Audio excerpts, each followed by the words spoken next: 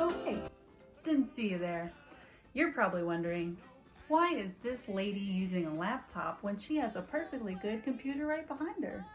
Well, the answer is, I'm not using this laptop. It is strictly for show. If you could not tell from this, and these lovely photos behind me, I will be reviewing The Lion King today. So I don't actually need this. That was just for show. So I chose The Lion King mainly because, obviously, it is my all-time favorite Disney movie. I would watch it as a kid, and it is the sole reason that I got into art and why I wanted to work for Disney. Let's start with the artwork. I have so much respect for the earlier animators who would draw these frame by frame. I still have respect for animators these days because the animation is insane.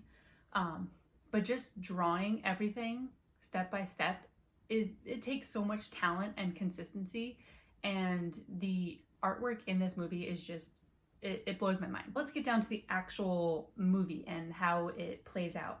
The Lion King has a beautiful amount of sadness and happiness and fun. There's great music, and it just has such a good combination of everything that it keeps you intrigued.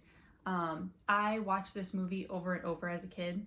Actually, in middle school, we had to watch it in Spanish class, and you had to fill out the sheet, and I knew all the answers because I knew all the words, and it's not because I knew Spanish. The movie starts out with pretty much just showing the bond between this father and son, and how this lion cub wants to be king so badly. He wants to be just like his dad. And it goes through, just can't wait to be king, fun songs. And it really just, it's a happy beginning. You get to see the villain for a little bit with the hyenas and Scar. Still good songs with that too. So the first half of the movie is amazing, just in terms of building up the storyline and getting the fun part of it. So let's move on. Obviously, we all know the wildebeest scene. One second. Just wanted to get my tissues because everyone cries at this scene. I cry every time. So, put those down. If you couldn't guess already, this is the sad part of the movie. And every good movie does have a sad part. You have to invoke that part in the viewer. I am one of those movie watchers that I cry very easily, and I put myself in that position. So yes, I was a small little lion cub for a second there. But just the way they captured this scene, anyone you ask is going to say that they cried during this scene. So I think that's a really important part of the movie. What I love is right after this really tragic, sad scene, they introduce Timon and Pumbaa. And they're such light-hearted characters, they're so fun, and it kind of brings that viewer back up to feeling good and wanting to, keep watching the movie because now you have these really funny characters. We hear Hakuna Matata, which is probably the most popular song out of the entire movie.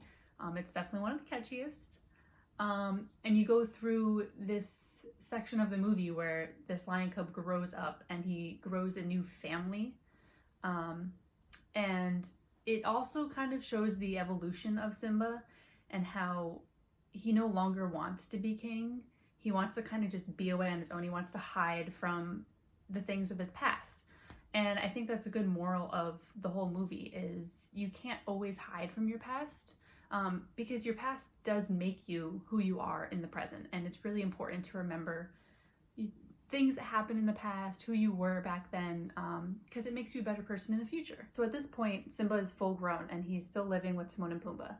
And then Nala comes back into the picture, which was his old best friend, and they grow this romance, and she's like, Simba, we really need you back at home. It's destroyed from Scar and the hyenas. There's no food, there's no water. And Simba just is like, nope, not my job anymore. Deal with it yourself. So, you could expect Nala to be a little bit upset.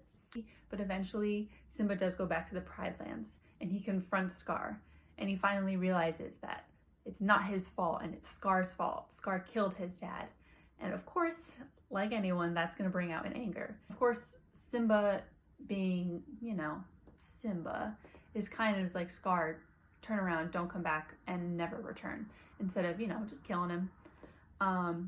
But of course, Scar is Scar, and he tries to kill Simba anyways. And this epic battle goes on, and eventually the hyenas hear that Scar is really just doing it for himself. He does not care about the hyenas, and they are actually what ends up killing Scar.